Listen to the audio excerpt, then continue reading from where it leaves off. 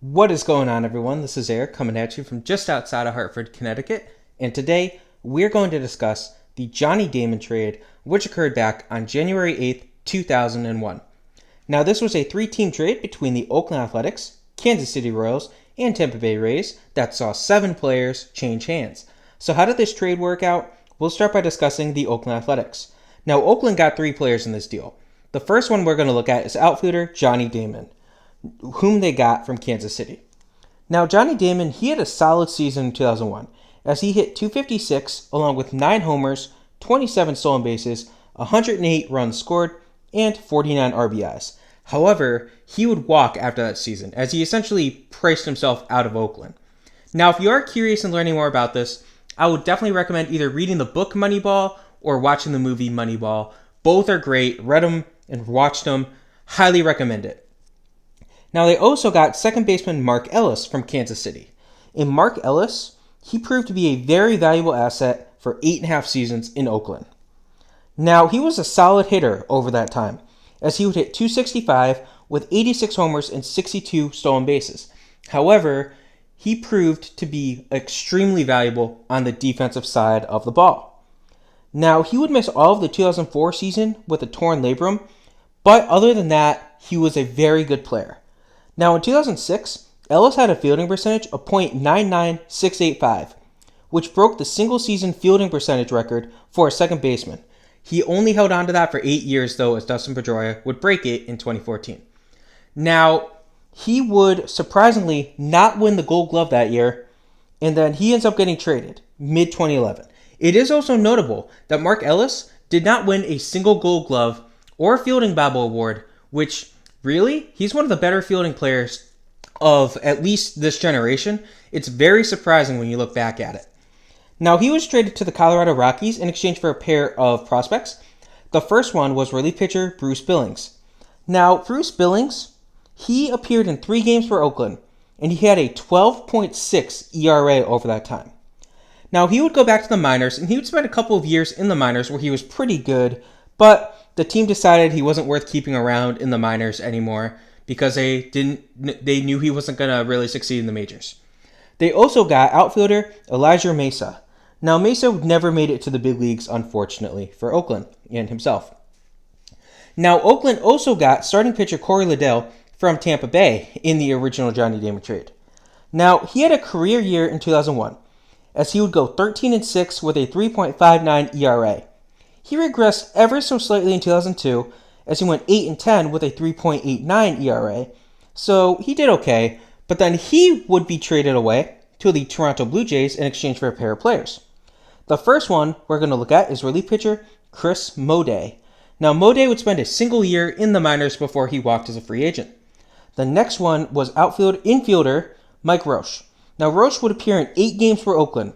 Now, he hit .292 over that time, but those numbers are slightly skewed as, he had such a small sample size, and he had a very strong first game for the team. So, yeah. Now, that's how Oakland did. How did the other 2 teams do? Next, we'll look at the Kansas City Royals. So, Kansas City got 3 players as well. The first one we'll look at is shortstop Angel Barroa. Now, he came over from Oakland in the deal, and he's an interesting one.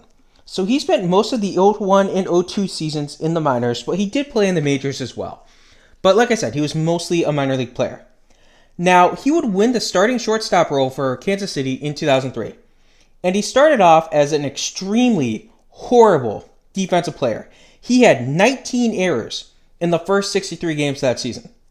Although his offense was solid, it wasn't spectacular, but it was decent enough to keep him as a starter. Now, his confidence would go up and his fielding would improve as the season went on. Now, he surprisingly won Rookie of the Year in 2003 in a very heated contest. He would hang on to the starting job for 3 more seasons, but his defensive struggles, combined with a weakening offensive game, led to him losing the job for 2007.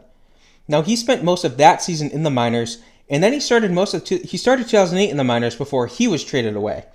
Now, over his time in Kansas City, he hit .263 with 45 homers and 50 stolen bases, but he had 102 errors. He was a one-time Rookie of the Year winner.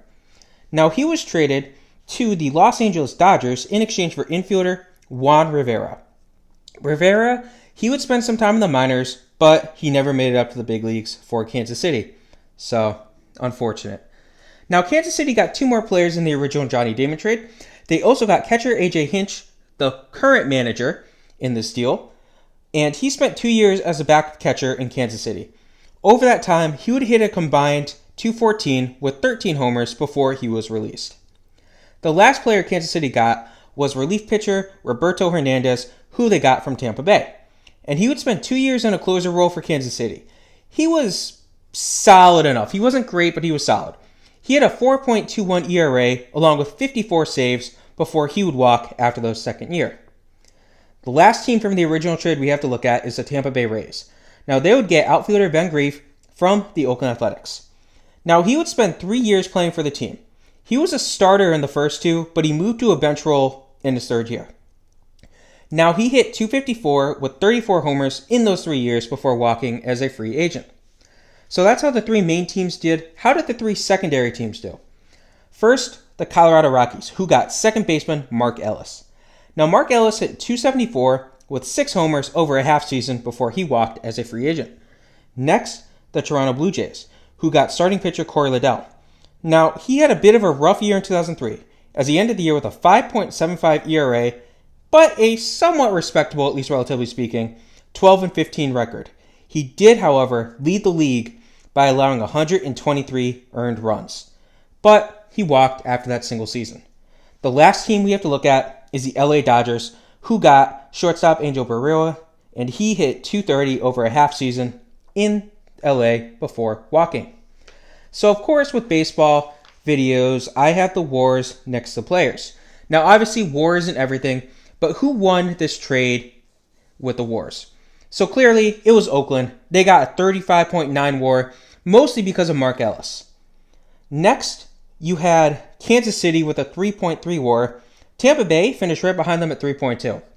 All things considered, Tampa Bay did better than Kansas City, I'd say, just because they got that from 1 player versus 4. So, yeah. As for the secondary teams, Colorado got a 1.6. Can't complain about that. Toronto got a 0.5. And LA got a negative 0.2. Hope you guys enjoyed this trade. Again, this was the Johnny Damon trade, which also could have been known as the Mark Ellis trade. Have a good rest of your day.